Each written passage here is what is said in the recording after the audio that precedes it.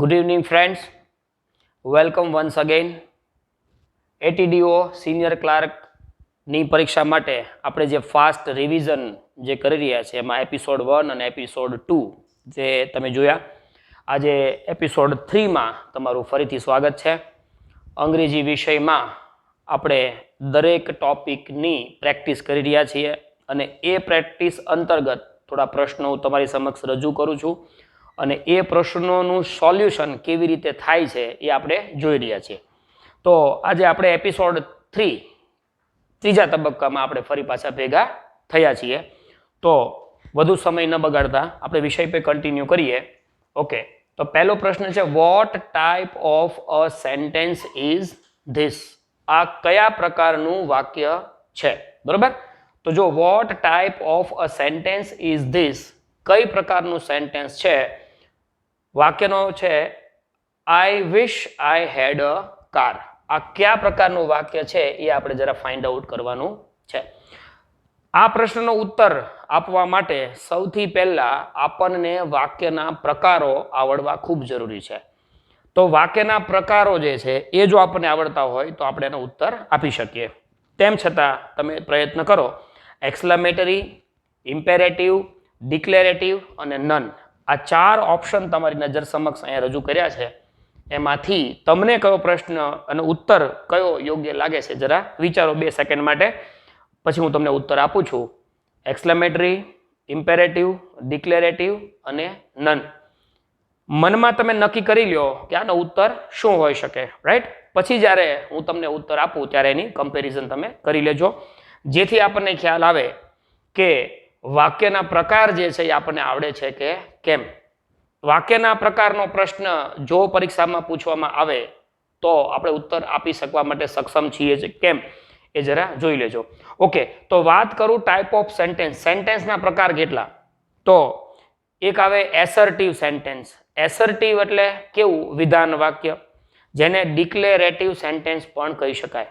બરાબર છે. બીજો પ્રકાર આવે છે ક્વેશ્ચનનો, પ્રશ્નાર્થ વાક્ય, કે જેના અંદર પ્રશ્ન પૂછવામાં આવેલા હોય, રાઈટ? પ્રશ્નાર્થ વાક્ય જે છે એમાં વાક્યના અંતે પ્રશ્નાચિહ્ન હોય. વિધાન વાક્યમાં વાક્યના અંતે પૂર્ણ વિરામ હોય. પછી એક આવે છે ઉદ્ગાર વાક્ય. ઉદ્ગાર વાક્યની અંદર વાક્યના અંતે ઉદ્ગાર ચિહ્ન હોય. ઉદ્ગાર ચિહ્ન જોઈને પણ માત્ર ખબર પડી જાય કે વાક્ય એક્સક્લેમેટરી મતલબ ઉદ્ગાર વાક્ય છે. એક આવે છે ઇમ્પેરેટિવ, આજ્ઞાર્થ વાક્ય, કે જેના અંદર કોઈ આજ્ઞા કરવામાં આવેલી હોય, રાઈટ? આજ્ઞાર્થ વાક્યમાં ક્રિયાપદ હંમેશા પહેલા હોય. દાખલા તરીકે સીટ ડાઉન, બેસી જાઓ. ગો આઉટ, બહાર જાઓ. કમ હિયર, અહીંયા આવો.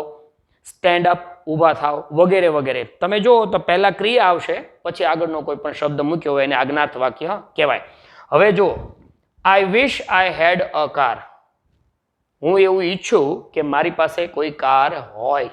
છે એવું નથી કહેતા, હતી એવું પણ નથી કહેતા, પણ એક ઈચ્છા વ્યક્ત કરી છે. આઈ વિશ આઈ હેડ અ કાર, મારી એવી ઈચ્છા છે, હું એવું ધારું છું કે મારી પાસે કાર હોય.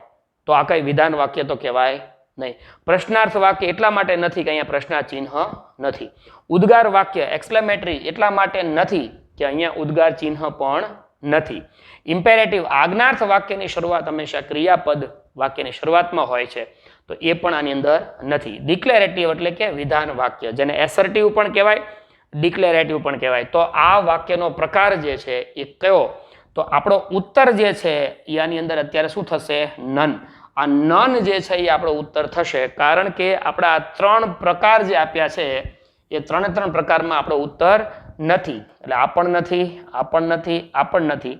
આપણો ઉત્તર થશે આની અંદર નન. તો આ વાક્યનો પ્રકાર કયો એ જરા જાણવું રહ્યું. તો આ પ્રકાર છે વાક્યનો ઓપ્ટેટિવ.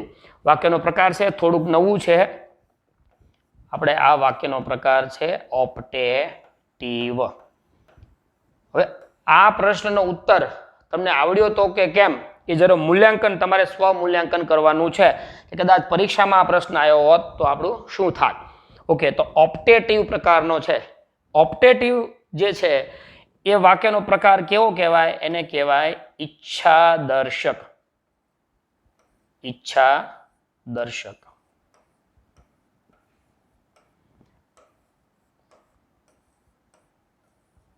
ઈચ્છાદર્શક વાક્ય કે જેની અંદર તમે તમારી કોઈ ઈચ્છા વ્યક્ત કરો છો. આઈ વિશ આઈ હેડ અ કાર, હું એવું ઈચ્છું કે મારી પાસે કાર હોય. રાઈટ? તો વાક્યના પ્રકારનો એક આ પ્રશ્ન મેં લીધો તો. અલગ અલગ વિષયના પ્રશ્નો મેં લીધા છે, જેને કારણે એ ટોપિક ઉપર થોડીક વિશેષ ચર્ચા પણ થઈ શકે. બીજું કે એ ટોપિકની અંદર ઊંડાણપૂર્વક આપણે કેટલું ઉતર્યા છે, આપણને કેટલું અંદરથી સમજાયું છે, એ પ્રશ્નનો ઉત્તર આપતા ખબર પડી જાય. રાઈટ? ઓકે, તો નેક્સ્ટ પ્રશ્નમાં આપણે જઈએ. Okay, Viral is blank Sachin of our team. Okay, ફરીથી, Viral is blank Sachin of our team. આ પ્રશ્ન ગ્રામરમાં આર્ટિકલના ટોપિકમાંથી લેવામાં આવેલો છે. આર્ટિકલનો પ્રશ્ન છે, તમારે ધારી લેવાનું છે આનો ઉત્તર એ હશે, એન હશે, ધ હશે કે નન હશે, એ તમારે વિચાર લેવાનું છે. જે પ્રશ્ન હું અહીંયા મૂકું એના જ્યારે ઓપ્શન આપવામાં આવે તો સૌથી પહેલા તમે કામ એ કરજો કે ઉત્તર પોતે ધારી લેજો કે આ પ્રશ્ન પરીક્ષામાં જો પૂછવામાં આવ્યો હોય તો મારો ઉત્તર શું હોઈ શકે, જેનાથી તમે સ્વમૂલ્યાંકન કરી શકશો કે હજુ કેટલી મહેનતની જરૂર છે. રાઈટ? અથવા આપણને ઘણી વખત એવું બને કે આ ટોપિક તો મને ઘણો આવડે છે, તો એ ટોપિકમાંથી પૂછેલો પ્રશ્ન પરીક્ષામાં આવડે છે કે કેમ એ જરા જોવું રહ્યું. Okay, Viral is blank Sachin of our team. હવે અહીંયા તમારે ખાલી જગ્યા પછી નામ આપેલું છે સચિન. બરાબર? તો આર્ટિકલનો ટોપિક આપણે યાદ કરીએ તો સચિન જે છે એ પ્રોપર નાઉન છે. પ્રોપર નાઉન એટલે સંજ્ઞાવાચક ખાસ નામ. એક નિયમ એવું કહે છે કે જ્યારે પ્રોપર નાઉન આવે, જ્યારે કોઈ વ્યક્તિનું પ્રોપર નાઉન, એમાં કોઈ વ્યક્તિનું નામ હોઈ શકે, કોઈ શહેરનું, ગામ, જિલ્લો, દેશ વગેરે વગેરે પ્રોપર નાઉન હોય, તો એમાં કોઈ જ પ્રકારનો આર્ટિકલ વપરાતો નથી. દાખલા તરીકે મારું નામ અજય છે તો અજય, તો આઈ એમ એન અજય એવું ક્યારેય કહી શકાય નહીં. સચિન છે તો ધ સચિન કે અ સચિન એવું ક્યારેય કહી શકાય નહીં, કારણ કે પ્રોપર નાઉન છે. રાઈટ? તો આ પ્રશ્નના ઉત્તરમાં શું હોઈ શકે, જવાબ આપણે જોઈ લઈએ. તો આ પ્રશ્નનો ઉત્તર જે છે એ શું છે? ધ, એટલે કે આ. તો તમને એવું થશે કે સર હમણાં જ તમે કીધું કે પ્રોપર નાઉનની આગળ કોઈ પણ આર્ટિકલ વપરાતો નથી, તો અહીંયા સચિન પ્રોપર નાઉન છે, તો તેમ છતાં આર્ટિકલ ધ નો ઉપયોગ ત્યાં શા માટે કરવામાં આવ્યો? રાઈટ? તો સમજીએ કે એક નિયમ એવો છે કે પ્રોપર નાઉન સામે કોઈ પણ પ્રકારનો આર્ટિકલ વપરાતો નથી, પણ સાથે સાથે અપવાદ રૂપ નિયમ એવો પણ છે કે જ્યારે કોઈ પ્રોપર નાઉનને કોઈ બીજા વ્યક્તિના નામ સાથે ઉપમાના રૂપમાં જો દર્શાવવામાં આવે, કોઈ ઉપમા તરીકે જો દર્શાવવામાં આવે કે આ વ્યક્તિમાં રહેલ ગુણ આ વ્યક્તિમાં છે, તો જે વ્યક્તિના ગુણ તમારે દર્શાવવાના છે એ વ્યક્તિનું ઉપમા તરીકે આપણે લીધું છે નામ, તો એની સામે આર્ટિકલ ધ નો ઉપયોગ થશે. એટલે અહીંયા આ ખાલી જગ્યામાં આપણો ઉત્તર થશે ધ. કેવી રીતે? Viral is the Sachin of our team. એનો મતલબ એવો થશે કે વિરલ જે છે એની હું વાત કરી રહ્યો છું, મારે વાત સચિનની કરવાની નથી. બરાબર? વાત મારે કરવાની છે વિરલની, પણ સચિનમાં જે ગુણ છે એ બધા ગુણ વિરલમાં છે. હવે મારે તમને કહેવું ન પડે કે વિરલ જે છે એ શેમાં પારંગત છે, મારે તમને કહેવું પડે નહીં. શા માટે ન કહેવું પડે? કારણ કે સચિન સાથે ઉપમા કરી છે એનો સીધે સીધો અર્થ એવો થયો કે વિરલ જે છે એ સારો ક્રિકેટ પ્લેયર છે, સાબિત થઈ ગયું. દાખલા તરીકે મારા ક્લાસમાં કોઈ દીકરી ભણતી હોય, હવે એનું નામ જે છે એ લતા મંગેશકરની સાથે જો એને સરખાવું, દાખલા તરીકે એમ કહું કે ભલે આશા, અમારા ક્લાસની આશા જે છે, આશા એક વર્ગમાં એક સ્ટુડન્ટ છે, અને જો તમે મારા ક્લાસમાં પધારો અને હું તમને એવું કહું કે ભાઈ આ આશા છે એ અમારા ક્લાસની લતા મંગેશકર છે, તો મારે તમને એના બીજા કોઈ ગુણ જે છે એ સમજાવવાની જરૂરિયાત ત્યાં ઉપસ્થિત ન થાય. તમને ઓટોમેટિક ખબર પડી ગઈ કે આશા જે છે એ શેમાં પારંગત હશે? ગાવામાં. લતા મંગેશકરના જે કાંઈ ગુણ છે એ બધા આશામાં છે, એટલે મેં કીધું કે મારા ક્લાસની લતા છે. એટલે સામાન્ય રીતે જ્યારે જ્યારે આવી રીતે આર્ટિકલ ધ આવશો ને, એ લગભગ મેજોરિટી એ બહુ ફેમસ પર્સનાલિટી હોય એવા વ્યક્તિની જ એવા વ્યક્તિ સાથે તુલના હંમેશા કરવામાં આવે. રાઈટ? સારો કામ હોય તો સારા કામમાં, ખરાબમાં ખરાબ કામમાં પણ તુલના કરવામાં આવે. તો વિરલ જે છે એ શું છે તો કે ખૂબ સારો ખેલાડી છે અને ખૂબ સારો ક્રિકેટર છે, અને એ અમારી ટીમમાં રહેલો છે, સચિન જેવો છે એટલે મેં સચિન સાથે ઉપમા આપી છે. નિયમ એવું કહે છે કે પ્રોપર નાઉન સાથે કોઈ આર્ટિકલ આવતો નથી, પણ આ અપવાદ રૂપે વાક્ય એટલા માટે મૂક્યું છે કે એક્ઝામની અંદર આ પ્રકારના વાક્યો પૂછાઈ શકે. જરૂરી નથી કે નિયમમાંથી જે આવતા હોય એ જ પ્રશ્ન પૂછાય. એટલે અપવાદ રૂપ જેટલા સેન્ટેન્સીસ છે એનો આપણે અભ્યાસ કરીએ તો આપણને વધારે સારું રહેશે. ઓકે, તો આ વાક્યમાં તમને સમજાઈ ગયું કે આર્ટિકલ ધ જે છે એનો ઉત્તર છે અને શા માટે છે. રાઈટ? ઓકે, નેક્સ્ટ પ્રશ્ન ઉપર આપણે જઈએ. બીજી વાત, આ જ વાક્યમાં જો સચિનની જ વાત હોત તો પાછો કોઈ આર્ટિકલ વપરાય નહીં. દાખલા તરીકે આ વાક્યમાં હું કહું he is blank સચિન, જો અહીંયા હું આવું લખી નાખું તો અહીંયા કોઈ જ આર્ટિકલ વપરાશે નહીં. he is a સચિન કે એવું કાંઈ કહેવાશે નહીં. રાઈટ? ઓકે, નેક્સ્ટ ક્વેશ્ચન જોઈએ. Before a year I read Valmiki's blank Ramayan. Before a year એટલે કે એક વર્ષ પહેલા, બરોબર, I read Valmiki's blank Ramayan. Okay, આ પ્રશ્ન ફરીથી પાછો આર્ટિકલનો જ પ્રશ્ન છે. ઓકે, તો આર્ટિકલ એ, એન અને ધ એ ત્રણ પ્રકારના છે. ઓકે, આમાં હું થોડોક આગળ જાઉં એ પહેલા ચર્ચા કરી લઉં કે આર્ટિકલ એ અને એન જે છે એ અનિશ્ચિત છે અને આર્ટિકલ ધ છે એ નિશ્ચિત છે. રાઈટ? સમજવાનું આર્ટિકલ્સની અંદર મેઇન એટલું જ છે કે નિશ્ચિતતા અને અનિશ્ચિતતા જ્યારે દર્શાવવાની હોય ત્યારે આર્ટિકલનો ઉપયોગ થાય. બીજું કે આર્ટિકલ જે છે એના પછી નામ હોવું ફરજિયાત છે. ક્યારેય કોઈ નામ વગર ક્યારેય આર્ટિકલ્સ હોતા નથી. બરાબર છે? હવે ક્યારેક એવું બને કે નામની પહેલા વિશેષણ હોઈ શકે તો કાંઈ વાંધો નહીં, વિશેષણની પહેલા આર્ટિકલ મૂકવાનો, પણ પહેલા આર્ટિકલ પછી વિશેષણ પછી નામ પાછળ હોવું ફરજિયાત. જો ખાલી જગ્યા પછી તરત જ ક્રિયા વિશેષણ હોય તો આર્ટિકલ, ક્રિયા વિશેષણ, વિશેષણ, નામ. પણ વાક્યમાં અંતમાં ગમે ત્યાં છેલ્લે નામ હોવું ફરજિયાત છે. એના વગર ક્યારેય આર્ટિકલ ન આવી શકે. એક્ઝામ્પલ, દાખલા તરીકે આ પેન છે. પેન છે એ નામ છે તો અ પેન કહી શકાય કારણ કે પેન નામ છે. હવે આના અંદર હું માનો કે વિશેષણ મૂકું કે બ્લેક પેન, તો બ્લેક છે એ વિશેષણ છે પણ ખાલી જગ્યા મૂકી પછી બ્લેક લખ્યું અને પછી પેન લખ્યું તો અ બ્લેક પેન એમ કહી શકાય, પણ પેન શબ્દ પાછળ આવી ગયો. This is a black pen, તો છેલ્લે નામ હતું પેન તો મેં આગળ આર્ટિકલ મૂક્યો. રાઈટ? હવે એક પ્રશ્ન છે આપણી પાસે. બિફોર અ યર એટલે કે એક વર્ષ પહેલા આઈ રેડ વાલ્મીકીઝ બ્લેન્ક રામાયણ. હવે આર્ટિકલ ધના તમે જ્યારે રૂલ્સ તમે જો ચેક કરશો આર્ટિકલ ધના તો એની અંદર એવું બતાવેલું છે કે રામાયણ અને મહાભારત એ મહાકાવ્યો છે.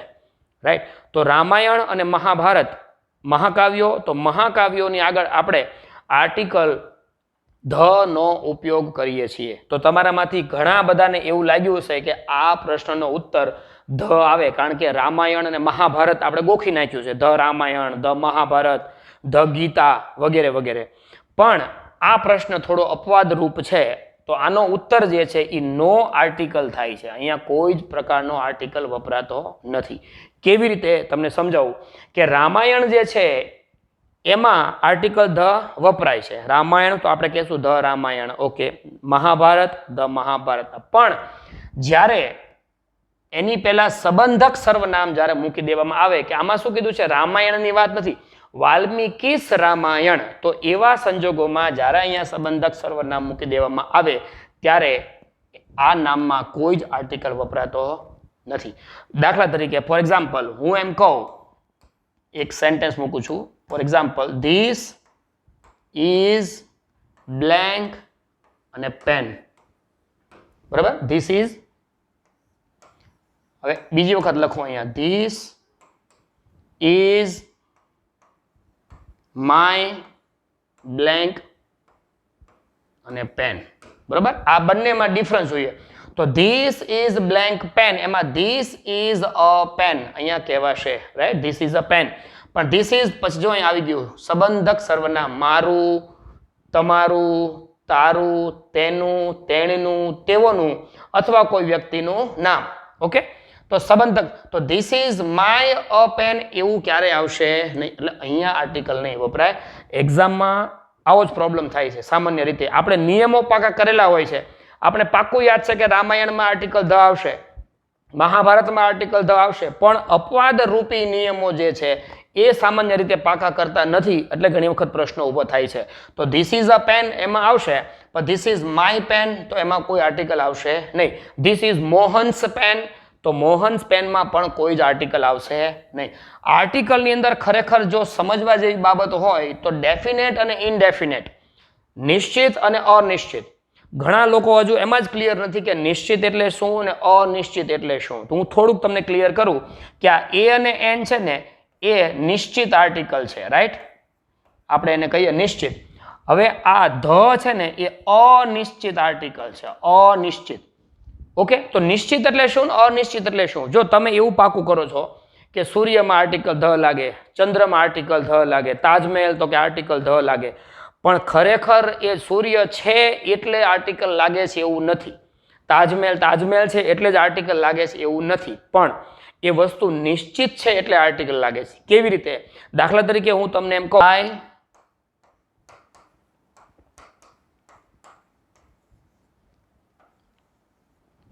I visited blank અને હું એમ કહું ગાર્ડન.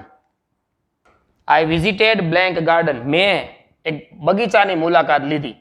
હવે કયો બગીચો તમને ક્લિયર છે?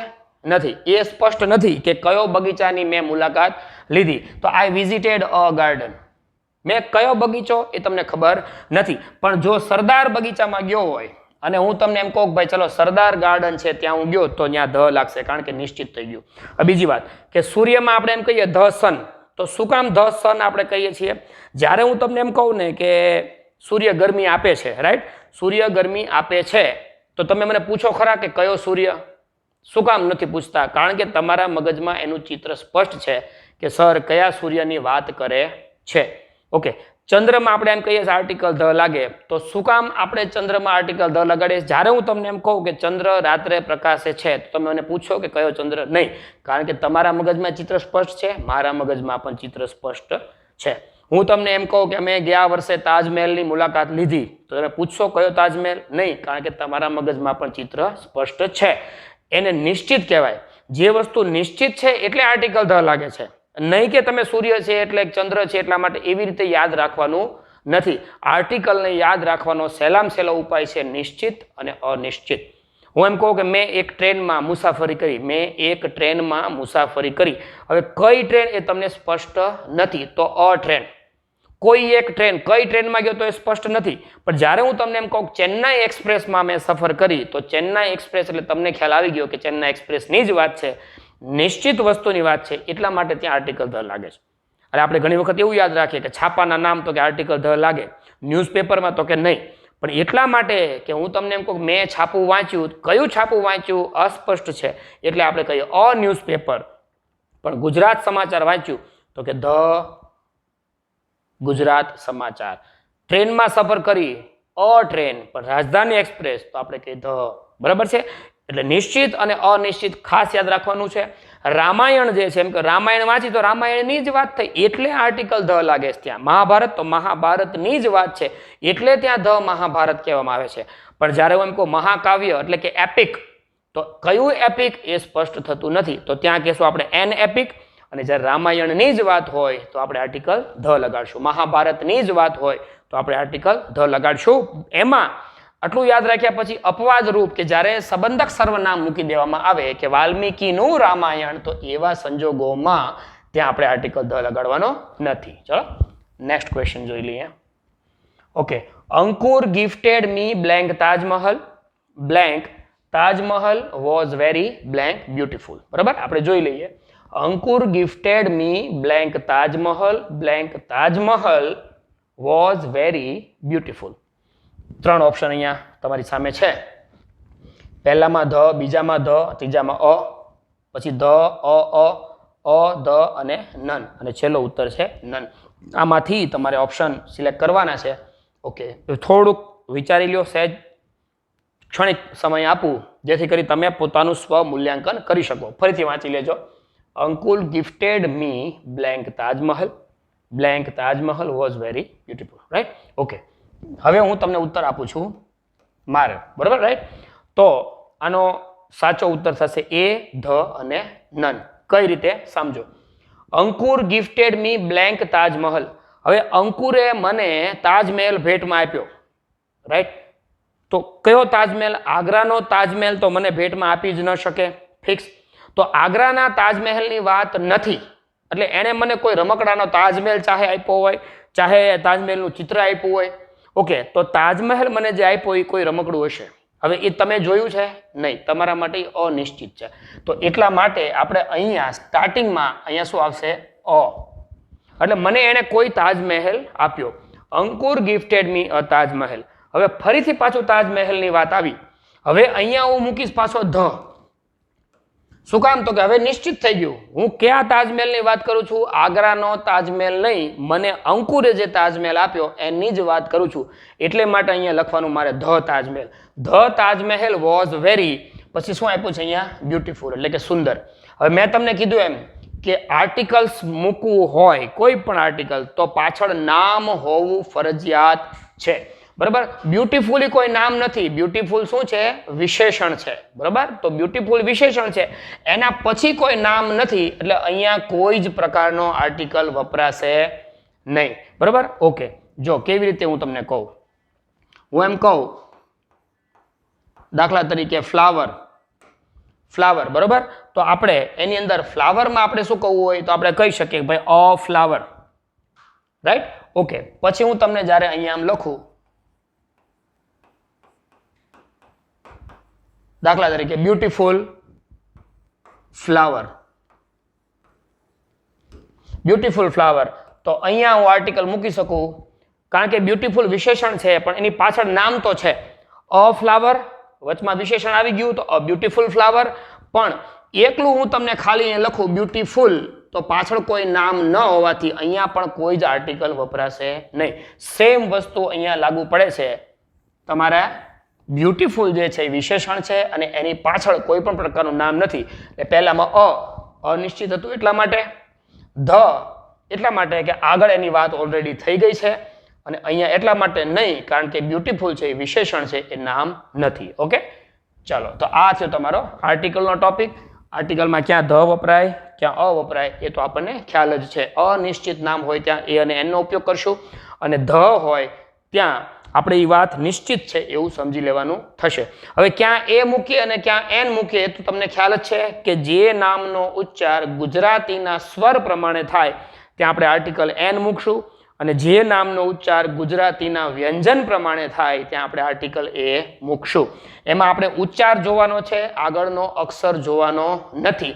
ઘણી વખત લોકો એવું માને છે કે જે નામની પહેલા આવું એ, ઈ, આઈ, ઓ અને યુ હોય એવા નામની પહેલા આર્ટિકલ એ એન આવે. આ નિયમ યાદ રાખવાનો નથી. નિયમ એવો છે કે જે નામની પહેલા જે નામનો ઉચ્ચાર તમે જ્યારે કરો તો ઉચ્ચાર એનો ગુજરાતીના સ્વર પ્રમાણે થવો જોઈએ. ગુજરાતીના સ્વર કયા? તો અ, આ, ઈ, ઉ, એ, ઐ, ઓ, અમ અને અહ. હવે હું નામ લખું. હવે હું એમ કહું કે એપલ, માનો કે એપલ છે, તો એપલ જે છે એ કાંઈ એટલા માટે એન નથી મૂકતો કે આ સ્વર છે, બરાબર. એટલા માટે નથી મૂકતો કે આ સ્વર, પણ આનો ઉચ્ચાર શું નીકળે છે? એપલ. આનો ઉચ્ચાર શું નીકળ્યો? એપલ, બરાબર. તો અહીંયા આપણે શું કરીએ? An apple, right. શું કામ? અહીંયા એ છે એટલા માટે નહીં, ઉચ્ચાર નીકળ્યો એપલ. આ એ છે ને એ ગુજરાતીના સ્વરમાં છે એટલે આપણે ત્યાં એન એપલ કહીએ છીએ. એ ખાસ સમજવાનું છે, કારણ કે ઘણી વખત એવું બને, દાખલા તરીકે અવર છે, અવર એટલે કલાક, અવર એટલે કલાક, તો આપણે અહીંયા તો વ્યંજન છે, સ્વર નથી, તેમ છતાં આની પહેલા આપણે આર્ટિકલ શું મૂકીએ છીએ? A N, right. તો શું કામ એન અવર? કારણ કે આનો ઉચ્ચાર તમે લેવા જશો તો શું નીકળ્યો? અ, વ, ર, રાઈટ. ગુજરાતીનો સ્વર આવી ગયો એટલા માટે. ચાલો, તો આપણે આર્ટિકલના ટોપિકનું થોડુંક એટ અ ગ્લાન્સ રિવિઝન કર્યું. Okay, next. The opposite gender of drone. ચાલો, આ ડ્રોન જે છે એનું ઓપોઝિટ જેન્ડર તમારે કહેવાનું છે, એટલે એનું વિરોધી જાતિ. તો આવા જ્યારે પ્રશ્નો પૂછવામાં આવે ત્યારે તમને જે પ્રશ્ન પૂછો છે એ આવડવો ફરજિયાત છે. જ્યાં સુધી એ પ્રશ્ન તમને જ્યાં સુધી ક્લિયર મગજમાં નહીં હોય ત્યાં સુધી તમે એનો ઉત્તર આપી શકાય નહીં. તો ડ્રોન એટલે શું એ જાણવું ખૂબ જરૂરી છે. ડ્રોનનો અર્થ જ્યાં સુધી સ્પષ્ટ નહીં થાય ત્યાં સુધી આમાંથી તમારે એનો ઉત્તર તમે સ્પષ્ટ કરી શકશો નહીં. બરાબર? તો ડ્રોન જે છે એનો અર્થ નહીં આવડે તો ઉત્તર નહીં આવડે. બીજું, ડ્રોનનો અર્થ આવડવાથી માત્ર પૂરું નહીં થાય, આપેલા ઓપ્શનનો અર્થ પણ આપણને પાછો આવડવો જોશે. દાખલા તરીકે ડો એટલે શું થાય, લેડ એટલે, બી એટલે શું, લાસ એટલે શું, એ તમારે જાણવું રહ્યું. ઓકે, તો ચાલો હવે આપણે આનો ઉત્તર જોઈએ. ડ્રોન એ જે છે ઓપોઝિટ જેન્ડર. ઓકે, તો તમે પહેલા વિચારી લો આ ચારમાંથી તમને કયો ઉત્તર યોગ્ય લાગે છે. જસ્ટ વિચારી લો, પછી આપણે આગળ વધીએ. ઓકે, ચલો તો જવાબ આપું. આનો ઉત્તર છે બી, એટલે કે આ બી. બી એટલે માખી, રાઈટ? તો આ માખી જે છે, મધમાખી, એનો આ ડ્રોન છે એ એનું મેસ્ક્યુલાઇન જેન્ડર છે, રાઈટ? આ પ્રકારના પ્રશ્નો જે છે એની અંદર એ તમારે જ મહેનત કરવી પડશે, તમારે જ યાદ રાખવા પડશે. આ પ્રકારના પ્રશ્નોમાં કોઈ પણ પ્રકારની સમજણ જે છે એ તમારી જ રહેશે, કારણ કે આમાં બીજું કંઈ સમજાવવાનું રહેતું નથી. જેટલું તમે શબ્દ ભંડોળ વધારશો એટલો જ તમે એનો ઉત્તર સારી રીતે આપી શકશો. Okay, next question. Find the correct sentence. યોગ્ય વાક્ય આમાંથી શોધવાનું છે, right? Light travels faster than sound. Light travelled faster than sound. Light travels faster than sound. None of the above. Okay, તો સૌથી પહેલા તો આપણે એ સમજવાનું કે કયા ટોપિકનો પ્રશ્ન છે. તો આ કાળનો પ્રશ્ન છે. વિચારો આમાંથી કયો ઉત્તર હોઈ શકે. કાળનો પ્રશ્ન છે. હવે કાળ જ્યારે વાત આવે ને ત્યારે કાળમાં ટોટલ 12 કાળ છે, રાઈટ? એક્ઝામમાં તમારી સામે જ્યારે કોઈ પ્રશ્ન આવે તો સૌથી પહેલા એ વિચારો કે કયા ટોપિકનો પ્રશ્ન છે. સૌથી પહેલા એ વિચારો કયા ટોપિકનો પ્રશ્ન છે. હવે તમને જ્યારે ખબર પડી જાય કે આ ટોપિકનો પ્રશ્ન છે, રાઈટ, તો એ ટોપિકને લગતા જે કાંઈ રૂલ્સ એન્ડ રેગ્યુલેશન્સ છે એને જરા યાદ કરો. એમાં શું શું અપવાદ આવે છે એને પણ યાદ કરો. એના આધારે પ્રશ્નનો ઉત્તર આપવાનો. તો આ પ્રશ્ન જે છે આપણો કાળમાંથી છે. તો ટોટલ કાળ કેટલા છે? ટોટલ 12 કાળ છે, રાઈટ? સાદો વર્તમાન, સાદો ભૂતકાળ અને સાદો ભવિષ્યકાળ. આ 3 સિમ્પલ થયા. ટોટલ 12 કરવાના. સાદો વર્તમાન, સાદો ભૂતકાળ, સાદો ભવિષ્ય. ચાલુ વર્તમાન, ચાલુ ભૂતકાળ, ચાલુ ભવિષ્ય. પૂર્ણ વર્તમાન, પૂર્ણ ભૂતકાળ, પૂર્ણ ભવિષ્યકાળ. ચાલુ પૂર્ણ વર્તમાન, ચાલુ પૂર્ણ ભૂતકાળ, ચાલુ પૂર્ણ ભવિષ્યકાળ. ટોટલ 12 કાળ થયા. 12 કાળની વાક્ય રચના અલગ છે. 12 કાળ જે છે એનો પોતાનો એક ઉપયોગ છે. 12 કાળ જે છે એની પોતાની એક સૂચક નિશાની છે. ઓકે, તો આ કયા કાળમાંથી છે જરા જોઈ લઈએ. Light travels faster than sound, એટલે કે પ્રકાશ છે ને એ અવાજ કરતા વધારે ગતિ કરે છે. એના કરતા વધારે એનું ટ્રાવેલિંગ, મતલબ ગતિ જે છે એની વધારે છે, રાઈટ? તો આ સાદા વર્તમાન કાળની વાત થઈ. સાદા વર્તમાન કાળના નિયમો યાદ કરો તો કે રોજિંદી ક્રિયા દર્શાવવા માટે, એકની એક ક્રિયા વારંવાર થતી હોય એ દર્શાવવા માટે સાદો વર્તમાન કાળ વપરાય. આદતવશ થતી ક્રિયા, ટેવવશ થતી ક્રિયા સાદા વર્તમાન કાળની અંદર આવે. સનાતન સત્ય સાદો વર્તમાન કાળ. ગણિત વિજ્ઞાનના સિદ્ધાંતો સાદો વર્તમાન કાળ. કહેવતો સાદો વર્તમાન કાળ. આંખ સામે ઓચિંતી બનતી ઘટના સાદો વર્તમાન કાળ. બરાબર? જે ક્રિયા વારંવાર થવાની છે, ફ્રિકવન્ટલી જે કોઈ ક્રિયા થવાની છે એ હંમેશા સાદો વર્તમાન કાળ આવે. હવે સાદો વર્તમાન કાળની જ્યારે વાત થાય તો કાં તો તમારે એની અંદર આવે V1 અને કાં તો એની અંદર આવે VS, એટલે ક્રિયાપદનું કાં તો મૂળ રૂપ આવે કાં ક્રિયાપદનું S કે ES વાળું કે IES વાળું રૂપ આવે. એ જોઈ લેવાનું. હવે સાદા વર્તમાન કાળના નિયમોની અંદર આ વાક્ય જે છે એ વિજ્ઞાનના સિદ્ધાંતનું છે. ગણિત વિજ્ઞાનના જે સિદ્ધાંતો આવે એ સિદ્ધાંત ક્યારે ફરતા નથી. આજે આ સત્ય છે, ગઈકાલે આ સત્ય હતું એવું થતું નથી. દાખલા તરીકે પાણી જે છે એને 100 ડિગ્રી ગરમ કરો તો વરાળ થાય, તો એ 100 ડિગ્રી ગરમ કરો એટલે વરાળ જ થાય. એ 10 વર્ષ પહેલા કર્યું હોત કે 10,000 વર્ષ પહેલા, એ 100 ડિગ્રી ગરમ થાય એટલે વરાળ અંદરથી નીકળે જ. એ સત્ય છે, સનાતન સત્ય પ્રકારનું છે. એટલા માટે એને સાદા વર્તમાન કાળની અંદર જ મૂકી શકાય. તો કે ના, મેં ગઈકાલે ગરમ કર્યું તો મારે 50 ડિગ્રીમાં વરાળ થઈ હતી, એવું ક્યારેય બને નહીં. ઓકે, તો light travels faster than sound. પ્રકાશ છે એ આના કરતાં વધારે ગતિ કરે છે. તો જો સાદા વર્તમાન કાળની વાત કરીએ તો સૌથી પહેલા કરતા આપ્યો છે લાઇટ. ઓકે, ત્રણેયમાં રેડી છે, રાઈટ. હવે અહીંયા આપ્યું છે ટ્રાવેલ્સ. Okay, travelled.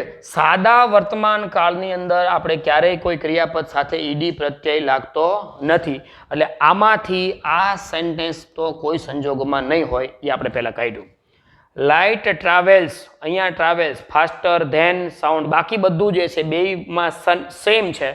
અહીંયા ભૂલ એક જ છે કે અહીંયા ડબલ એલ કરેલા છે, એટલે આ ઉત્તર પણ આનો હોઈ શકે નહીં. બરાબર, તો light travels faster than sound, આ એનો યોગ્ય ઉત્તર છે, સાચો. લાઇટ ટ્રાવેલ્સ, એમાં ડબલ એલ નહીં આવે, સિંગલ એલ આવશે. Light travels faster than sound. બરાબર, અવાજ કરતા પ્રકાશ વધારે ગતિ કરે છે.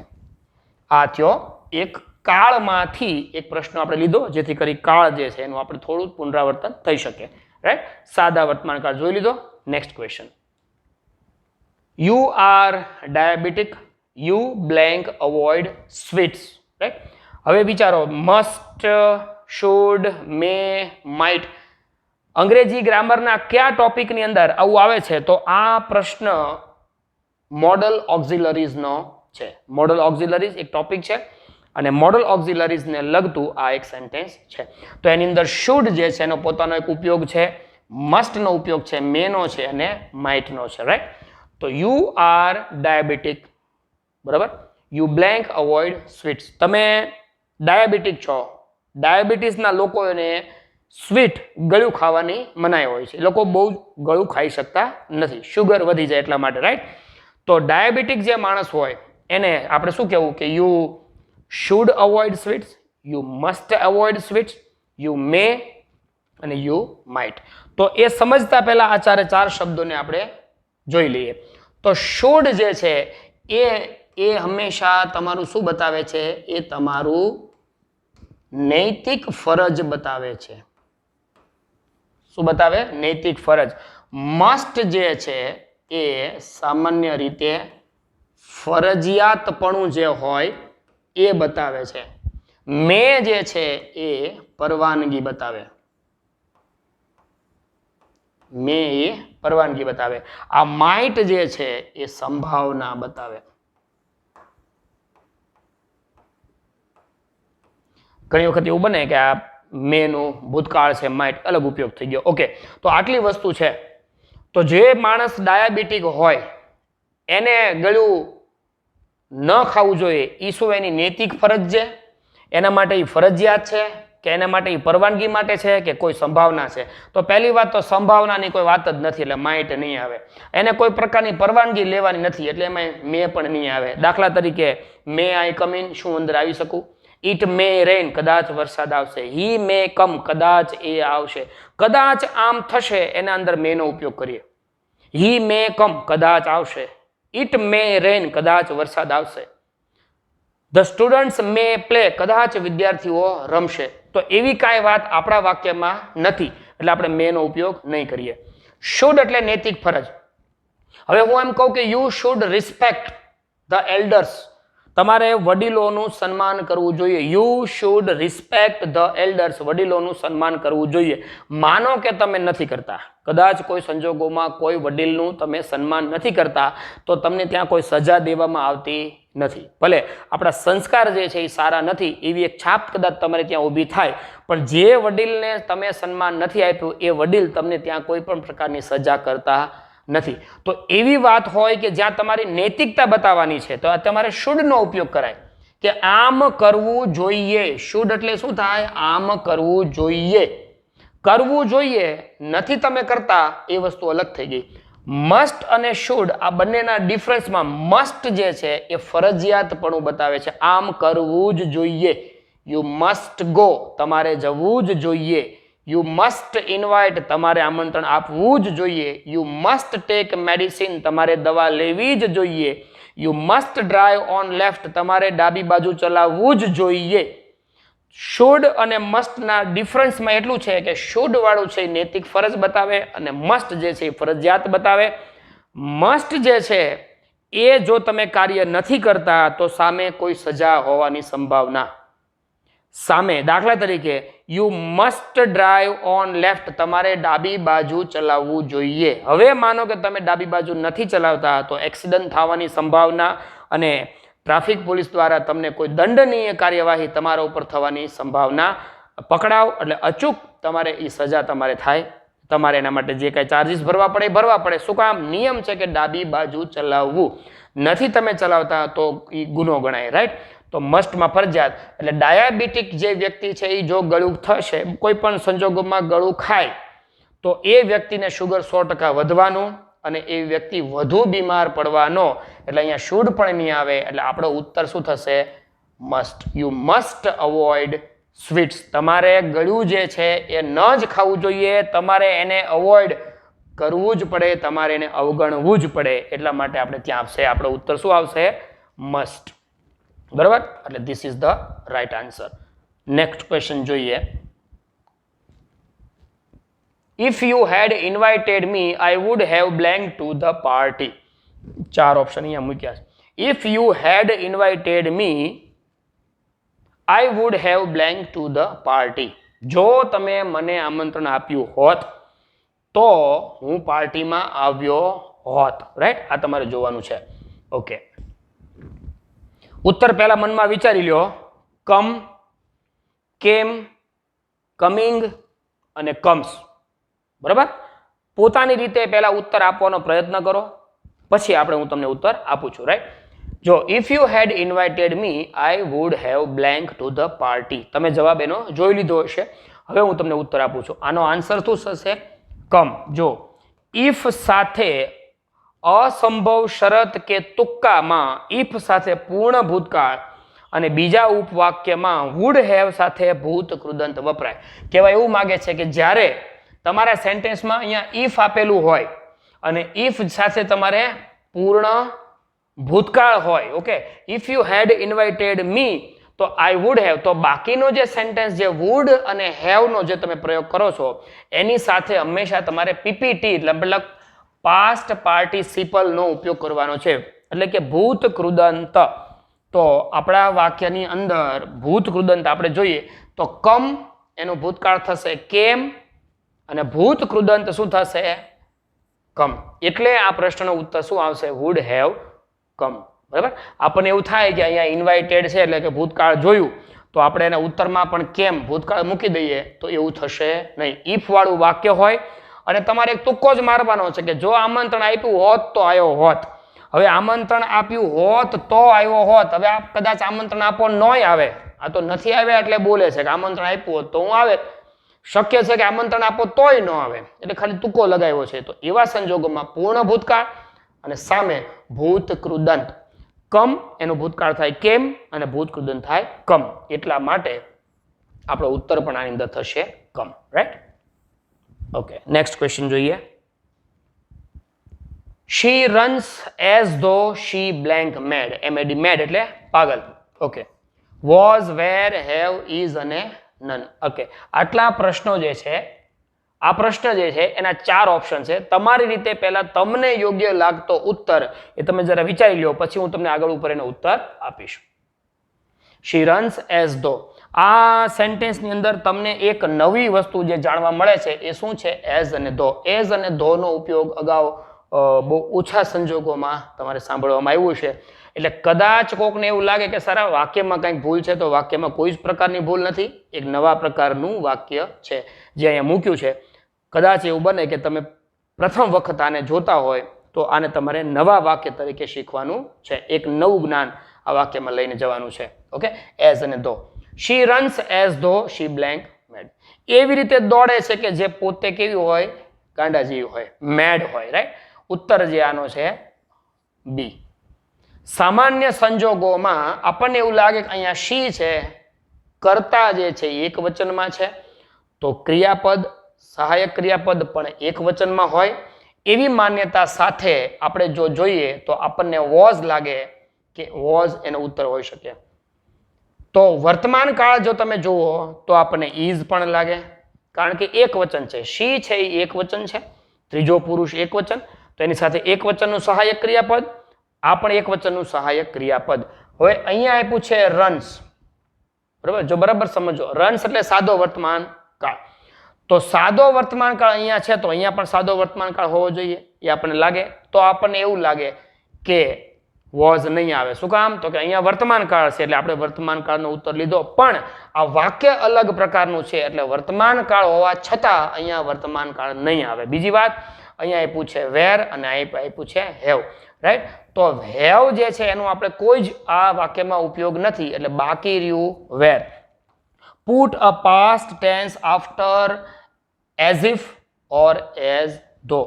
તમારું સેન્ટેન્સ જે છે, તમારા સેન્ટેન્સની અંદર જ્યારે as if આવે, બરાબર, as if આવે અથવા તો as though આવે તો એના પછી વાક્યમાં આવતું ક્રિયાપદ તમારે ભૂતકાળનું મૂકવાનું છે, સાદા ભૂતકાળનું. એટલે એની અંદર આપણે ઉપાડવાનું છે વેર. ઓકે, તમે એમ થાય કે સર આ સાદો ભૂતકાળ જ છે વોઝ, પણ તેમ છતાં ની જેમ એવું તમે કહો છો. ગાંડું છે એવું નથી કહેતા, ગાંડાની જેમ દોડે છે. એક પ્રકારની આપણે એને ઉપમા જેવું આપીએ છીએ કે ગાંડાની જેમ. તો એવા સંજોગોમાં આપણે અહીંયા વેરનો ઉપયોગ કરશું. આ પણ એક અલગ પ્રકારનો વાક્ય છે, એ તમારી સમક્ષ રજૂ કર્યું. નવું આ વાક્યમાં જાણવા જેવું છે ઉપયોગી એઝ અને ધો. એઝ ઇફ ના વાક્યો આપણે રેગ્યુલર કરતા હોય છે, એમાં એક નવું ઉમેરણ આપણે કરીએ છીએ એઝ ધો. ઓકે, નેક્સ્ટ ક્વેશ્ચન જોઈએ. He said that he blank be late. Okay, આ તમે કહી શકો કે કયા ટોપિકનું સેન્ટેન્સ છે, આ કયો ટોપિક છે એ તમે જરા મને વિચારો. ઓકે, તો આપણે ખબર પડી કે અહીંયા સેડ છે અને અહીંયા ધેટ છે, બરાબર, રાઈટ? તો ડાયરેક્ટ ઇનડાયરેક્ટ નું આ વાક્ય છે. જે ટોપિક છે ડાયરેક્ટ અને ઇનડાયરેક્ટ, તો સેડ આવી ગયું અને ધેટ આવી ગયું, રાઈટ? હી એ બોલનાર છે, સ્પીકર કહેવાય, રિપોર્ટર કહેવાય. આ સેડ છે એને આરવી રિપોર્ટિંગ વર્બ કહેવાય. ઓકે, તો રિપોર્ટિંગ વર્બ જે છે એ જ્યારે કોઈ પણ પ્રકારના ભૂતકાળમાં હોય, રિપોર્ટિંગ વર્બ જ્યારે કોઈ પણ પ્રકારના ભૂતકાળમાં હોય ત્યારે જ એના પછીનું જે ડાયરેક્ટ સ્પીચ છે, ડીએસ જેને કહેવાય, એના કાળમાં પરિવર્તન થાય. જો રિપોર્ટિંગ વર્બ અહીંયા સેડ જે છે એ જો કોઈ પણ પ્રકારના વર્તમાનમાં અથવા તો ભવિષ્યમાં હોય તો અહીંયા કોઈ પણ પ્રકારનું કાળ પરિવર્તન કરવાનું નથી. પણ સેડ જે છે એ ભૂતકાળ છે એટલે કે રિપોર્ટિંગ વર્બ ભૂતકાળ હોવાથી ડાયરેક્ટ સ્પીચનો કાળ જે છે એ મારે બદલવાનો છે. તો અહીંયા ભૂતકાળ હોય તો અહીંયા વાક્ય જે છે કેવું હોઈ શકે? આપણે જરા ઉત્તર જોઈએ તો અહીંયા જવાબ આવી ગયો વુડ. અચ્છા, વુડ શા માટે? વુડ શા માટે આવશે? તો કે વિલ જે છે એ ભવિષ્યકાળ બતાવે છે, રાઈટ? વુડ જે છે એ વિલનું ભૂતકાળ છે. જ્યારે ડાયરેક્ટ સ્પીચમાં રિપોર્ટિંગ વર્બ ભૂતકાળ છે તો ડીએસમાં રહેલું વાક્ય સાદો વર્તમાન તો આપણે એને સાદા ભૂતકાળમાં ફેરવીએ, સાદો ભૂતકાળ હોય તો એને પૂર્ણ ભૂતકાળમાં ફેરવીએ, પૂર્ણ ભૂતકાળ હોય તો પૂર્ણ ભૂતકાળ જ રહેવા દઈએ, ઇઝનું વોઝ કરી નાખીએ, આરનું વોઝ કરીએ, હેવ તો હેડ કરીએ, વિલનું વુડ કરીએ, શેલનું શુડ કરીએ, કેનનું કુડ કરીએ, પ્લેનું પ્લેડ કરીએ, પ્લેડનું હેડ પ્લેડ કરીએ, બરાબર છે? ઓકે, વોઝ અને વેર હોય તો આપણે એનું હેડ બીન કરીએ. તો આપણે એવું સમજી લેવું પડે કે આ વાક્ય જ્યારે ડાયરેક્ટ હશે ત્યારે ત્યાં શું હોવું જોઈએ? વિલ. અને ત્યાં લખ્યું હોય છે he says that he will be late. પણ આપણું વાક્ય હવે થઈ ગયું છે ઇનડાયરેક્ટ. તો ઇનડાયરેક્ટ વાક્યની અંદર વિલનું શું થઈ ગયું હોય એ સંજોગોમાં વુડ. એટલે આપણે આ પ્રશ્નનો ઉત્તર થશે he said that he would be late. Okay, તો ડાયરેક્ટ ઇનડાયરેક્ટનું આ સેન્ટેન્સ આપણે જોયું. નેક્સ્ટ ક્વેશ્ચન જોઈ લઈએ. He says that he blank upset today. Same direct અને ઇનડાયરેક્ટ નું જ વાક્ય છે. ડિફરન્સ પહેલા અને બીજા વાક્યમાં ડિફરન્સ જે છે એ અહીંયા છે. પહેલામાં હતું he said અને અહીંયા છે he says. ડાયરેક્ટ અને ઇનડાયરેક્ટના વાક્યમાં નિયમ એવું કહે છે, ડાયરેક્ટ અને ઇનડાયરેક્ટની અંદર, કે જ્યારે રિપોર્ટિંગ વર્બ કોઈ પણ પ્રકારના ભૂતકાળમાં હોય તો અને તો જ ડાયરેક્ટ સ્પીચમાં કાળ પરિવર્તન કરવું, બરાબર છે? કાળ પરિવર્તન પણ કરવું અને યોગ્ય સર્વનામમાં પણ ફેરફાર કરવો. પણ જો તમારું રિપોર્ટિંગ વર્બ કોઈ પણ પ્રકારના વર્તમાનમાં કે ભવિષ્યમાં હોય તો વર્તમાનમાં રિપોર્ટિંગ વર્બ એટલે કેવું? દાખલા તરીકે સે, સેઝ, વિલ સે, આવું બધું. તો એવું જ્યારે રિપોર્ટિંગ વર્બ તમારે આવે વર્તમાન કાળનું, ત્યારે આપેલ ડાયરેક્ટ સ્પીચમાં કાળ પરિવર્તન કરવાનું નથી. એટલે કે કાળમાં કોઈ ફેરફાર નહીં થાય, સર્વનામમાં ફેરફાર તમે કરી શકો.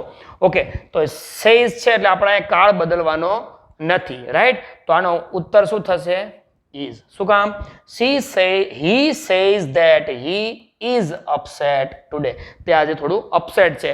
ટુડે જે છે એના આધારે આપણને ખબર પડી જાય કે આજની વાત છે, અને આજની વાત એટલે થઈ ગઈ વર્તમાનની વાત.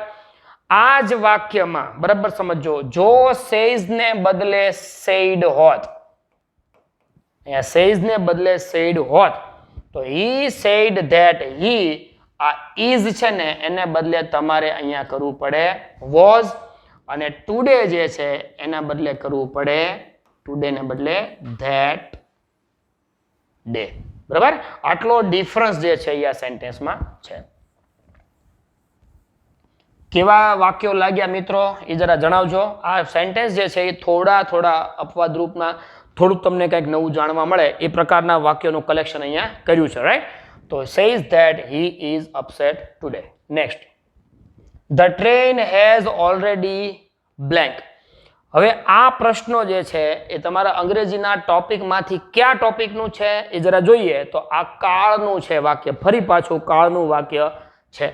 તો હેઝ અહીંયા આવી ગયું છે, અને અહીંયા તમારે ક્રિયાપદ મૂકવાનું છે. તો હેવ પ્લસ હેઝ પ્લસ જ્યારે ક્રિયાપદ આવતું હોય તે વાક્ય પૂર્ણ વર્તમાન કાળનું હોય. પૂર્ણ ભૂતકાળ હોય તો હેડ હોય, પૂર્ણ વર્તમાન તો નિયમ પ્રમાણે હેવ હેઝ પ્લસ V3. એટલે કે હેવ અને હેઝ પછી ક્રિયાપદનું ભૂત કૃદંત આવે. બરાબર, હેવ અને હેઝ પછી ક્રિયાપદનું ભૂત કૃદંત આવે. દાખલા તરીકે તમે એમ કહો કે હેઝ, બરાબર, પછી અહીંયા કોઈ દિવસ ઈટ ન થાય, હેઝ તો તમારે ઈટન જ કરવું પડે, હેઝ ઈટન. હેવ કમ એવું નહીં, તમારે હવે કમ મૂકો છો તો કમ પોતે ભૂતકૃદંત છે પાછું. કમ, કેમ અને કમ, તો કમ મૂળ રૂપ નથી એવા સંજોગોમાં. READ રીડ, તો રીડનું ભૂતકાળ અને ભૂતકૃદંત અને મૂળ રૂપ તો સ્પેલિંગ સેમ છે, રીડ READ, પણ ઉચ્ચાર બદલાય છે. Read, red, red. કમ, કેમ, કમ. હેવ કે હેઝ પછી આવતું ક્રિયાપદ હંમેશા ભૂતકૃદંત જ હોય. એટલે તમે જોવા જાઓ તો આ મૂળ રૂપ છે એ ન ચાલે, આ પણ મૂળ રૂપ છે એ પણ ન ચાલે, ING વાળું છે એ પણ કોઈ સંજોગોમાં આવે નહીં. હેવ અને હેઝ પછી આવતું ક્રિયાપદ હંમેશા ભૂતકૃદંત. ઓલરેડી જે છે એ સૂચક નિશાની છે એટલે આપણે એને ધ્યાનમાં લેતા નથી. જો ઓલરેડી ને બદલે અહીંયા હેઝ આરે જો ટુ મૂકી દો તો પાછું મૂળ રૂપ થઈ જાય, કારણ કે ટુ પછી આવતું ક્રિયાપદ હંમેશા મૂળ રૂપ જ હોય. હા, વિથ અ વ્યૂ ટુ વાળું જો હોય તો હંમેશા ING જ હોય, એટલે એ યાદ રાખવું પડશે. તમારે નિયમ એટલો જ યાદ રાખવાનું કે have has plus V3. Right, તો ઓલરેડી જે સૂચક નિશાની છે એટલે એ શબ્દને ધ્યાનમાં નથી લેવાનું. સમજવાનું સીધું એમ જ છે કે હેઝ પછી સીધી ખાલી જગ્યા છે ડાયરેક્ટ, તો એના માટે આની અંદર ભૂતકૃદંત એક જ છે, લેફ્ટ. અને આ લીવ એટલે રહેવું થાય, અને આ લીવ એટલે છોડવું થાય. રાઈટ, તો the train has already left, મતલબ કે ટ્રેન જે છે એણે એનું સ્થાન છોડી દીધું છે. કદાચ સ્ટેશનમાં હશે તો હવે સ્ટેશનમાં નથી, એ સ્ટેશનમાંથી ઉપડી ગઈ છે, એટલા માટે આવશે લેફ્ટ. અને આ લીવ જે છે એ રહેવું થાય. એટલે આપણા વાક્યને અનુરૂપ શબ્દ લીવ અમથો પણ નથી, એટલે આ એમથો પણ નહીં આવે. રાઈટ, કા આ હોઈ શકે કા આ હોઈ શકે, પણ હેવ કે હેઝ પછી આવતું ક્રિયાપદ હંમેશા V3 હોવાથી આપણે લેફ્ટ કરશું. રાઈટ, ઓકે, નેક્સ્ટ જોઈએ. Correct the sentence. ચલો, આ વાક્યને તમારે પાછું સુધારવાનું છે. Correct the sentence. Don't disturb me, I do my homework. Don't disturb me, I does my homework. અને don't disturb me, I done my homework. અને don't disturb me, I am doing my homework. Okay, 4 છે. આ કાળનું વાક્ય છે. જો don't disturb મી બધામાં common છે. મને કોઈ તમે ડિસ્ટર્બ કરો માં ડોન્ટ શબ્દ આવ્યો ને એટલે વર્તમાન કાળ થઈ ગયો. આઈ ઈટ, હું જમું છું, આઈ ડોન્ટ ઈટ, જમતો નથી. આઈ ગો, હું જાઉં છું, આઈ ડોન્ટ ગો, જતો નથી. આઈ ટીચ, ભણાવું છું, આઈ ડોન્ટ ટીચ, ભણાવતો નથી. આઈ સ્પીક, બોલું છું, આઈ ડોન્ટ સ્પીક, બોલતો નથી. આઈ વોચ, જોઉં છું, આઈ ડોન્ટ વોચ, જોતો નથી. વર્તમાન કાળ. આમ કરું છું, આમ કરતો નથી. હું અંગ્રેજી ભણાવું છું, આઈ ટીચ ઇંગ્લિશ. હું અંગ્રેજી ભણાવતો નથી, આઈ ડોન્ટ ટીચ ઇંગ્લિશ. હું બોલું છું, આઈ સ્પીક, બોલતો નથી, આઈ ડોન્ટ સ્પીક. ડોન્ટ અને ડઝન્ટ આ જ્યારે આવે ત્યારે સાદો વર્તમાન કાળ કહેવાય. તો સાદા વર્તમાન કાળની અંદર ક્યારેય ભૂત કૃદંત શબ્દ વપરાતો નથી. એટલે સૌથી પહેલા આ વાક્ય તમારું આવશે જ નહીં કોઈ સંજોગોમાં. Don't disturb me, I do my homework. મને તમે ડિસ્ટર્બ ન કરો, હું મારું ઘરકામ.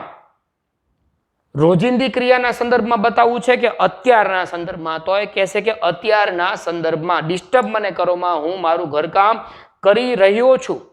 આ સંજોગમાં અત્યારે જ્યારે હું બોલું છું ત્યારે હું મારું ઘરકામ કરી રહ્યો છું, એટલે મને તમે અત્યારે ડિસ્ટર્બ કરો માં. આઈ ડુ માય હોમવર્ક મતલબ મારી રોજિંદી ક્રિયા, હું મારું ઘરકામ રોજ કરું છું. વાક્ય સાચું જ છે, વાક્ય ખોટું નથી. પણ આગળ જે તમને કીધું છે ને કે ડોન્ટ ડિસ્ટર્બ મી, અત્યારે મને ડિસ્ટર્બ કરોમાં આઈ ડુ કે આઈ ડઝ કે આઈ એમ. વિચારો તો ડઝ એટલા માટે નહીં આવે કે આઈ ની સાથે આપણે ડઝ નો ઉપયોગ કરતા નથી. આઈ સાથે ડઝ નો આવે એટલે આ વાક્ય પણ ગયું, ડન નો આવે આ પણ ગયું. બાકી શું રહ્યું? આઈ એમ ડુઈંગ. મતલબ અત્યારે મારી કોઈ ક્રિયા શરૂ છે માટે મને ડિસ્ટર્બ કરો માં. Don't disturb me, I am doing my homework. હું મારું હોમવર્ક કરી રહ્યો છું માટે મને ડિસ્ટર્બ કરો માં. ઓકે, નેક્સ્ટ આપણે જોઈ લઈએ.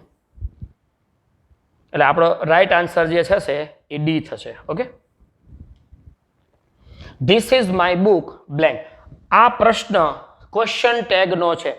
ક્વેશ્ચન ટેગમાં નિયમ પ્રમાણે તમારે શું કરવાનું છે કે ક્વેશ્ચન ટેગની અંદર સૌથી પહેલા અંદર સહાયક ક્રિયાપદ શોધવાનું છે. તમારા વાક્યમાં ઇઝ આપ્યું છે, વોઝ આપ્યું છે, વિચારવાનું. ક્વેશ્ચન ટેગનો સૌથી પહેલો નિયમ, વાક્ય હકાર તો ટેગ નકાર, વાક્ય નકાર તો ટેગ હકાર. વિરુદ્ધ કરવાનું છે. આપણું હકાર વાક્ય છે, ટેગ નકાર બનાવો. આપણું નકાર વાક્ય છે તો ટેગ હકાર બનાવો. બીજી વાત કે તમારા એક વાક્યમાં જે કર્તા આપેલો હોય એ કર્તાનું સર્વનામ તમારે ગોતવાનું છે. માનો કે રાહુલ, તો રાહુલનું સર્વનામ શું થાય? તો કે હી. ઓકે, આપણે કે શીતલ, તો શીતલનું સર્વનામ શું થાય? તો કે શી. રાઈટ. હવે માનો કે મોહન અને સોહન બે જણા ભેગા થયા, તો આપણે શું બનાવીએ? ઇટ. ઓકે, તો સર્વનામ આપણને પહેલા ખૂબ આવડવું જરૂરી છે. ઘણી વખત એવું બને, જો સર્વનામની જગ્યાએ અહીંયા ધીસ શબ્દ મૂક્યો છે, અહીંયા રાહુલ હોત તો હું હી કરે, અહીંયા સોનિયા હોત તો હું પાછું સી કરું, અહીંયા મોહન હોત તો પાછું ઈ કરું, મોહન ને સોહન બે હોય તો પાછું ધે કરું, અહીંયા તો ધીસ આપ્યું છે. તો મારે સર્વનામ કોને લેવું પહેલા એ વિચારવાનું છે. બીજું કે જે સહાયક ક્રિયાપદ આપ્યું છે ઇઝ તો કરીએ ઇઝન્ટ, વોઝ હોય તો આપણે કરીએ વોઝન્ટ, હેવ હોય તો હેવન્ટ, હેઝ હોય તો હેઝન્ટ, કેન હોય તો કાન્ટ, વિલ હોય તો વોન્ટ, શેલ હોય તો શાન્ટ. સમજો, વિલ હોય તો વિલન્ટ નથી કરવાનું, વોન્ટ કરવાનું. શેલ હોય તો શેલન્ટ નથી કરવાનું, શાંત કરવાનું છે. રાઈટ. તો વાક્ય આપણું જે છે આપેલું હકાર છે એટલે ટેગ નકાર થશે એ ફાઇનલ. એટલે ઇઝ જે છે ને ઇઝ એનું ઇઝન્ટ થઈ જશે એ ફાઇનલ. એટલે આ ઇઝ જે છે અહીંયા નહીં આવે. બરાબર, અહીંયા ઇઝ છે એ નહીં આવે. તો આપણે બેમાં જોવાનું છે, ઇઝન્ટ ઇટ અને ઇઝન્ટ ધીસ. હવે ધીસ મૂકવું કે ઇટ મૂકવું, તો વાત આપણે કોની કરીએ છીએ? બુકની, પુસ્તકની. રાઈટ. પુસ્તક જે છે એ ત્રીજો પુરુષ એક વચન, નિર્જીવ વસ્તુ, તો પુસ્તક માટેનું સર્વનામ શું થાય? ઇટ. એટલે આપણો આનો ઉત્તર પણ શું થશે? Isn't it. આ પ્રશ્ન હતો તમારો ક્વેશ્ચન ટેગમાંથી. ક્વેશ્ચન ટેગમાં સામાન્ય રીતે આપણે અહીંયા કોઈ કરતા જોવા ટેવાયેલા છીએ. આપણને ખબર હોય કે અહીંયા સચિન લખ્યું એટલે આપણે હી કરી નાખીએ. બરાબર, અહીંયા કોઈ પણ નામ લખ્યું હોય, લેડી કોઈ પણ નામ આવી જાય તો આપણે એને શી કરી નાખીએ છીએ. રાઈટ. પણ જ્યારે કોઈ સંજોગોમાં કરતા સ્થાને કોઈ નામ ન આપ્યું હોય ત્યારે શું કરવું, એના માટે આ પ્રશ્ન સ્પેશિયલ અહીંયા મૂકવામાં આવ્યો છે. Okay, next sentence. બીજો સેમ પ્રશ્ન, નન કેન સે સો. મતલબ ક્વેશ્ચન ટેગ નો જ પ્રશ્ન છે. નન કેન સે સો. વિચારો કે આનું પણ શું હોઈ શકે? None can say so. Okay, can he, can they, can't they અને કાન્ટ હી. હવે ફરીથી એક વાત તમને કહું કે વાક્ય હકાર તો ટેગ નકાર, વાક્ય નકાર તો ટેગ હકાર. નન શબ્દ આવી ગયો એટલે વાક્ય પોતે બતાવે છે કે પોતે નકાર છે. વાક્ય નકાર છે એટલે ટેગ આપણું હકાર આવશે એ ફાઇનલ. તો તો આની અંદર આ નકારાત્મક છે એટલે આ પણ નહીં આવે અને આ નકારાત્મક છે એટલે આ પણ નહીં આવે. આ બેમાંથી વિચારવાનું છે. તો કેન હી અને કેન ધે. હી આપણે ક્યારે મૂકીએ? જ્યારે અહીંયા કોઈ પુરુષ વ્યક્તિનું નામ હોય તો આપણે હી મૂકીએ, રાઈટ? પણ અહીંયા કોઈ એક વ્યક્તિનું નામ આપ્યું નથી. નન કેન સો એટલે મતલબ દરેક, આમ જોવો તો કોઈ નહીં અને આમ જોવો તો આખા વર્ગની વાત છે. એટલે એવા એક વ્યક્તિની વાત નથી. એટલે એવા સંજોગોમાં દરેકને ધ્યાનમાં રાખીને આપણો ઉત્તર થશે કેન ધે. કાંટ એટલા માટે ન થયું કારણ કે અહીંયા નન છે. નન પોતે નકારાત્મકતા બતાવે છે, તો નકાર વાક્ય છે તો ટેગ એનું હકાર બને, રાઈટ? ઓકે, નેક્સ્ટ સેન્ટેન્સ જોઈએ. Turn into passive. આ વાક્યને તમારે પેસિવમાં ફેરવવાનું છે. પેસિવ એટલે એક્ટિવમાંથી પેસિવમાં પરિવર્તન કરવાનું છે. The window, okay, open the window, બારી ખોલો. આ ઇમ્પેરેટિવ વાક્ય છે, આજ્ઞાર્થ વાક્ય. મેં કીધું હતું ને, આજ્ઞાર્થ વાક્યમાં પહેલા હંમેશા ક્રિયા હોય, પછી આગળનો કોઈ પણ શબ્દ હોય. Open the window, okay. The window be opened, આવી કોઈ રચના છે જ નહીં. Okay, let the window opened, let the window be opened અને પછીનું છે નન. ઓકે, હવે આજ્ઞાર્થ વાક્ય બે પ્રકારના હોય. આજ્ઞા હંમેશા બે પ્રકારની હોય. સમજો, આ થોડું સમજવા જેવું છે. જ્યારે હું તમને એમ કહું કે સીટ ડાઉન, મતલબ બેસી જાઓ, આજ્ઞા મેં કરી. આજ્ઞાની ઉપર કાર્ય કોને કરવાનું છે? મારા સામેવાળા વ્યક્તિએ. બેસી જાઓ એટલે મેં વ્યક્તિને કીધું. ઓકે, હું કહું અહીંયા આવો, કમ હિયર, મારી સામે જે વ્યક્તિ છે એને જ મારી પાસે ડાયરેક્ટ આવવાનું છે, રાઈટ? ગો ધેર, ત્યાં જાઓ, તો મારી સામે જે વ્યક્તિ છે એને જ હું કહી રહ્યો છું. કાર્ય એને પોતે જ કરવાનું છે. પણ જ્યારે હું તમને એમ કહું કે દરવાજો ખોલો, જાણ હું તમને કરીશ, ક્રિયા દરવાજા ઉપર થશે. બારી ખોલો, જાણ હું તમને કરીશ, ક્રિયા બારી ઉપર થશે. આજ્ઞા ખરી પણ ક્રિયા જે છે એ કોઈ બીજી વસ્તુ ઉપર થશે. તો જ્યારે હું તમને આની અંદર એવું પૂછવા આવું કે ઓપન ધ વિન્ડો, બારી ખોલો, તો ખોલવાની તમારે છે પણ ક્રિયા બારી ઉપર થશે. એવા સંજોગોમાં તમારે લેટથી વાક્ય બનાવવાનું. લેટ ધ વિન્ડો, મેં એમ કીધું હોત કે ઓપન ધ ડોર, તો લેટ ધ ડોર. તો let the door, late the door common. પછી વધારાનું તમારે ઉમેરવાનું છે અંદર બી. વધારાનું બી ઉમેરી અને એની સાથે V3 મૂકવાનું, જે આમાં નથી. બરાબર, આપણે સ્પષ્ટ જોઈએ. આની અંદર બી જે છે એ નથી, આમાં છે. એટલે આપણો ઉત્તર જે હોઈ શકે, let the window be opened, દરવાજાને ખોલવા દો તમારા દ્વારા. Okay, right? તો વધારાનું અંદર આવશે બી. આ તમારું હતું એક્ટિવ અને પેસિવમાંથી. એક્ટિવ પેસિવમાંથી આપણે કહીએ Sachin played cricket, cricket is played by Sachin. એવા વાક્યો પરીક્ષામાં સાદા પૂછતા નથી. આવા અપવાદરૂપ વાક્યો જે છે એ પરીક્ષામાં પૂછવામાં આવે છે. એટલા માટે આની અંદર સમાવેશ અહીંયા કર્યો. અને આ જ વાક્ય બે રીતે પણ આવે છે. એક આવે લેટના ઉપયોગ દ્વારા, અને ઘણી વખત મારી સામે કોઈ હોય અને હું એમ કહું કે સીટ ડાઉન, બેસી જા, તો let the seat be down એવું કરવાનું નથી, કારણ કે વ્યક્તિએ અમલ કરવાનો છે. તો શું આવશે? You are requested two sit down. Okay, તમને કીધું ગેટ આઉટ, બહાર જાઓ, તો you R ordered two get out. પણ એ પણ આજ્ઞાર્થ વાક્ય છે, આ પણ આજ્ઞાર્થ વાક્ય છે. ડિફરન્સ બરાબર સમજો. આજ્ઞા બે પ્રકારની, એક ડાયરેક્ટ તમારે અમલ કરવાનો, બીજું જે છે એમાં તમારે કોઈ બીજી વસ્તુ ઉપર કાર્ય કરવાનો. જ્યારે તમે કોઈ વસ્તુ ઉપર કાર્ય કરો ત્યારે લેટથી બનાવવાનું. Okay, next. It is time to open the shop. આ પણ એક્ટિવ અને પેસિવનું છે. ઓકે, બનાવો તો જરા વિચારજો આનું sentence. It is time to open the shop, it is time for the shop to be opened, it's shop opened time અને નન. હવે આવું કોઈ પ્રકારનું વાક્ય હોતું નથી, એટલે આપણે પહેલા એને ના પાડી દઈએ. તો ઇટ ઇઝ વાળું જ્યારે તમને એક્ટિવ પેસિવ પૂછવામાં આવી જાય તો તમારે ઇટ ઇઝ, તો it is time to open. બરાબર, it is time to opened, time for the shop અને ઇટ્સ ઓકે. આવું જ્યારે સેન્ટેન્સ તમને જ્યારે પૂછવામાં આવે તો it is time for the shop. જે તમને કીધું હોય ને it is time to open the shop, જેની વાત કરી હોય એ સૌથી પહેલા મૂકી દેવાનું અને ઇટ ઇઝ અને ફોર સાથે. It is time for the shop, છેલ્લે તમારે ટુ બી વધારાનું ઉમેરવાનું છે. ટુ બી કરી અને તમને જે ક્રિયાપદ આપ્યું છે એનું ભૂતકૃદંત. જો ન સમજાય તો બરાબર સમજી લો કે આપેલું તમને જે ક્રિયાપદ છે એ વાક્યમાં છેલ્લે એને ટુ બી સાથે ટુ બી ઓપન્ડ, અને જેની વાત કરી છે એને ઇટ ઇઝ ટાઈમ ફોર. એ રીતે તમારે મૂકવાનું.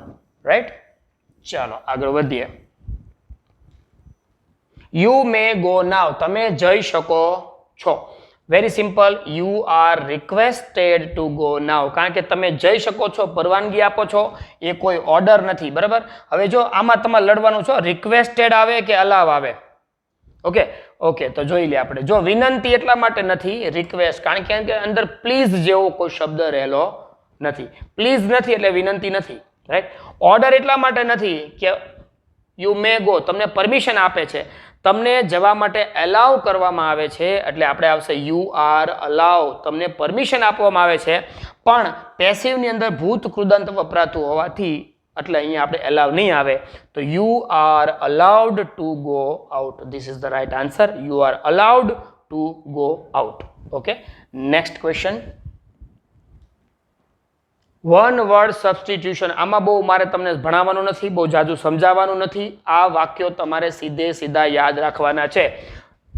Okay, to go on સમવન્સ land without permission. કોઈના સ્થળ ઉપર, કોઈના જગ્યાએ તમે પરમિશન વગર જ્યારે તમે ત્યાં પ્રવેશ કરો તો એવા વ્યક્તિને શું કહેવામાં આવશે? તો એને કહેવામાં આવશે trace pass. One word substitution તમારે ગમે ત્યારે એક્ઝામમાં પૂછી શકે, એ તમારે જ વાંચવાના છે, તમારે જ પાકા કરવા પડશે, એને યાદ રાખવા પડશે. ઓકે, નેક્સ્ટ આપણે જોઈ લઈએ વન વર્ડ સેમ વસ્તુ. A person who helps another to do something wicked or illegal. કોઈ વ્યક્તિ ઇલીગલ કામ કરી રહ્યું છે, અનૈતિક કોઈ કાર્ય કરી રહ્યું છે, અને એને કોઈ વ્યક્તિ જો મદદ કરે, એને સપોર્ટ કરે, જે એનો સહગુનેગાર છે, જે ગુનામાં સહભાગી થાય છે, એવા વ્યક્તિને શું કહેવામાં આવશે? તો એના માટેનો ઉત્તર જે છે એ છે એકમ્પ્લિશ. એકમ્પ્લિશ. આમાં વધારે કાંઈ સમજાવવાનું મારે એટલા માટે નથી, કારણ કે આ સીધું તમારે યાદ રાખવાનું છે. આ માત્ર પ્રેક્ટિસના હેતુથી મેં અહીંયા વાક્યોનો સમાવેશ અહીંયા કર્યો છે. આવા વધુને વધુ તમારે યાદ રાખવા પડશે, વધુને વધુ વાંચવા પડશે. Okay, thank you very much. ફરી પાછા આપણે જ્યારે એપિસોડ 4માં મળશું, એપિસોડ 4ની અંદર એટીડીઓ અને સિનિયર ક્લાર્કની પરીક્ષાને ધ્યાનમાં લઈને નવી પ્રેક્ટિસ જે છે, અથવા તો જો કોઈ ટોપિક આપણે ભણવાનો હશે, એ ફરી પાછા આપણે એપિસોડ 4માં મળશું. ત્યાં સુધી good night. Thank you very much.